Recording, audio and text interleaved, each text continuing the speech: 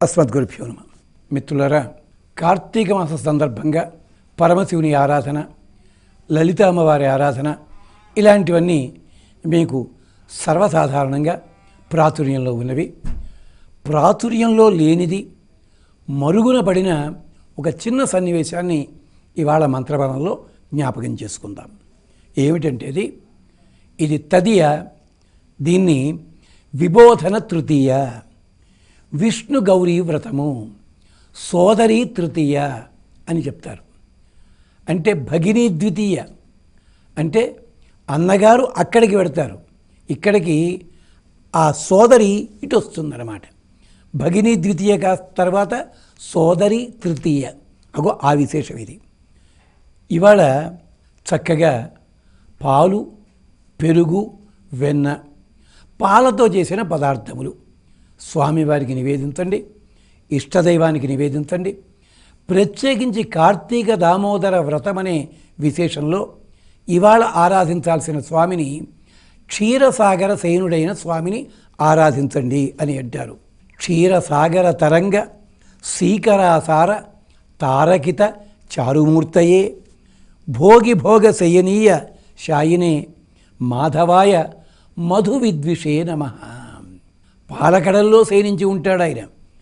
పాలకడల్లో శయనించి ఉన్నప్పుడు ఆ పాలకడలి కెరటాలన్నీ కూడా కదులుతూ ఉంటాయి. ఆదిశేషుడు ఊపిర్లు తీసుకుంటూ ఫూత్కారము చేస్తూ జ్వాలలు కక్కుతూ స్వామికి వెచ్చదనాన్ని కూడా కలిగిస్తుంటాడు. చుట్టుపక్కల ఎవరూ శత్రువులు రాకుండా చేస్తుంటాడు. ఈయన ఉచ్ఛ్వాస నిశ్వాసముల కారణం చేత పాలకడలి కెరటాల్లోంచి ఆ పాల తుంపులు, చిన్న చిన్న బిందువులు గాలికెగిరి స్వామి మీద పడుతుంటాయి. అది ఎలా ఉంటుంది అంటే వినీలాకాశంలో మెరిసేలాంటి నక్షత్రముల వలె ఉంటాయిట.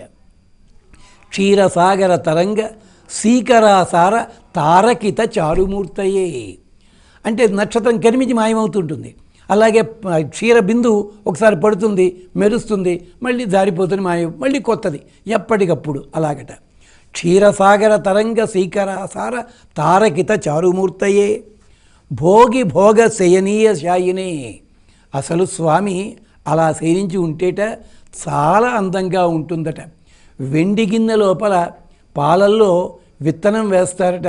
అలాగే వెండి గిన్నెలా ఉన్నాడు అక్కడ ఆదిశేషుడు, పాలు మధ్యలో ఉన్నాయి, విత్తనం వలె స్వామి ఎక్కడ ఉన్నాడు.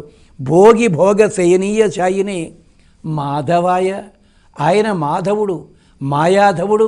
మా అంటే లక్ష్మి, లక్ష్మీ భర్త అయిన మధు విద్విషే నమః. అలాంటి సందర్భంలో కూడా మధు అనే రాక్షసుడు వచ్చాడు అక్కడికి, అతన్ని కూడా తొలగించిన మహానుభావుడు. ఇది తదియ నాడు ప్రత్యేకించి విబోధన తృతీయ అంటే స్వామిని మేల్కొల్పడానికి ప్రార్థిస్తున్నారు. ఆ సందర్భం అన్నమాట. ఈ రోజుని ప్రత్యేకంగా నివేదన చేయడం, అప్పాలు నివేదన చేయడం చాలా విశేషం అంటారు. లేదా పాలు, పెరుగు, వెన్న ఏదైనా వీటితో తయారు చేసిన పదార్థములు సర్వశుభములు క్షేమములు పొందండి. మరొక్కసారి క్షీరసాగర తరంగ సీకరాసార తారకిత చారుమూర్తయే భోగి భోగ శయనీయ శాయినే మాధవాయ మధు విద్విషే నమః. తమాషా ఏమిటో తెలుసా?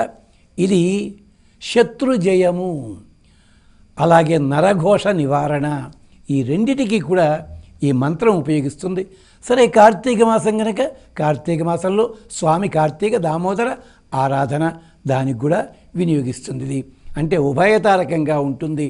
ఇతర స్తోత్రములు ఆరాధనలతో పాటుగా ఇది కూడా మీ వీలు వెంబడి చేసుకోండి. శుభాలని పొందండి. స్వస్తి.